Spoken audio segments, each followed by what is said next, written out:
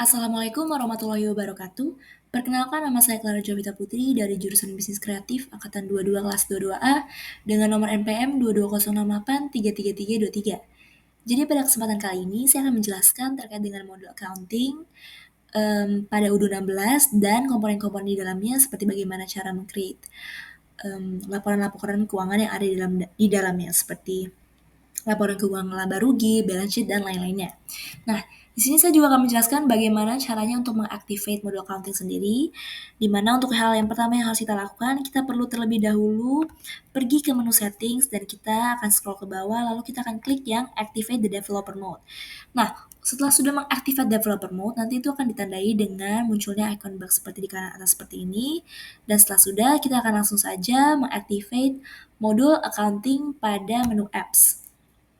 Nah, di sini kita akan mengaktifkan modul accounting, di mana di sini saya sudah mengaktifkan modul accounting sendiri, dan setelah sudah kita akan lanjut saja ke bagian penjelasan mengenai cara membuat komponen-komponen pada modul accounting sendiri seperti laporan-laporan keuangan.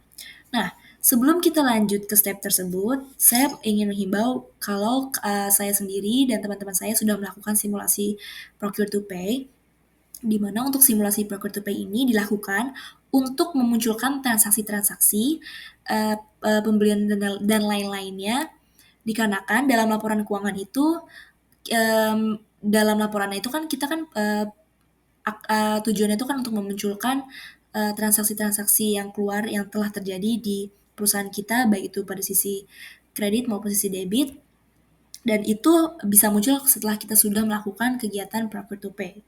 Dan untuk simulasi procure to pay sendiri bisa kalian lihat di video master data saya mengenai penjelasan procure to pay ataupun video mengenai penjelasan modul purchasing. Nah, selanjutnya di sini karena saya sudah melakukan simulasi procure to pay, kita akan langsung saja pergi ke modul accounting.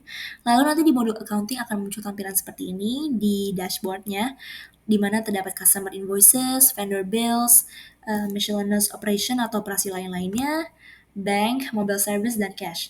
Nah, di sini terdapat transaksi atau nominal sebesar dengan status payment sebesar 23.700.000, di mana nominal tersebut saya dapatkan dari transaksi yang terjadi pada vendor bill sendiri, di mana kita akan klik menu vendors dan kita akan pilih bills.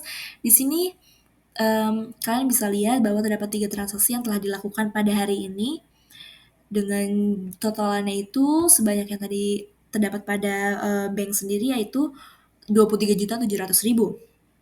Nah, mengapa ini masuk ke bank? Dikarenakan pada metode pembayarannya ketika kita ingin register payment, saya memilih jurnal bank, dan untuk metodenya sendiri adalah manual. Nah, di sini kita setelah sudah mengetahui asal dari nominal tersebut, selanjutnya kita akan pergi ke bagian configuration, lalu kita akan pergi ke chart of account, di mana pada chart of account ini kalian bisa lihat bahwa terdapat akun-akun yang terdaftar seperti outstanding receipt, lalu ada outstanding payment, employee liabilities, lalu account receivable, dan lain-lainnya. Nah, selanjutnya kita akan pergi ke reporting, lalu kita akan klik yang balance sheet, dan kita di sini akan melihat balance sheet pada tanggal 10 Desember, yaitu hari ini, sampai dengan 11 Desember.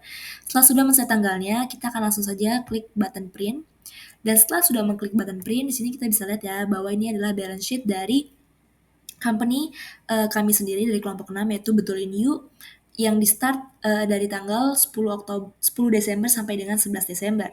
Di mana di sini untuk balance sheet sendiri kita bisa lihat ya, untuk pada sisi debitnya itu sejumlah totalannya adalah 71.600.000, begitu juga pada sisi kredit, di mana untuk di sini kita bisa lihat bahwa terdapat liability sebanyak 47.400.000 baik di sisi debit dan kredit.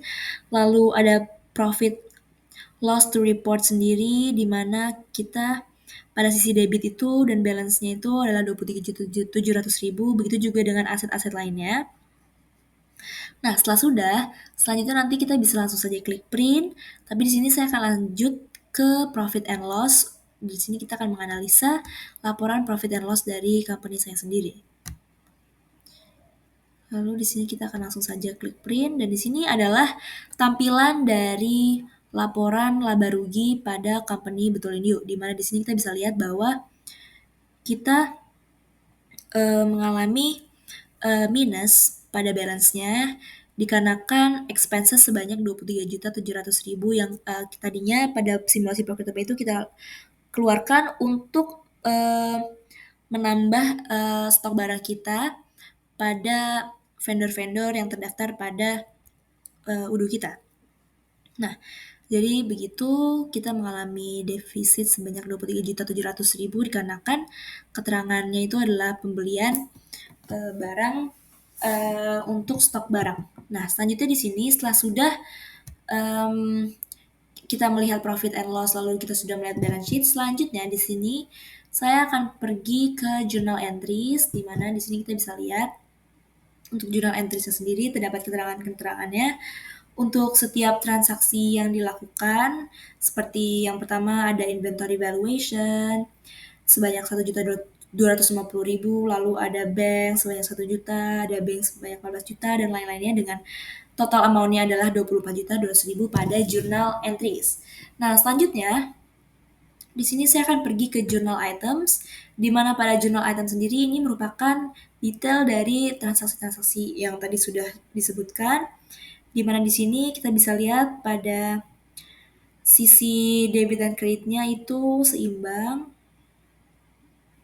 dengan hasil akhirnya adalah 71.600.000 rupiah, baik itu untuk sisi debit maupun sisi kredit. Dan di sini kita bisa lihat yang untuk journal entry-nya ini adalah kode-kode dari tiap jurnalnya seperti bank,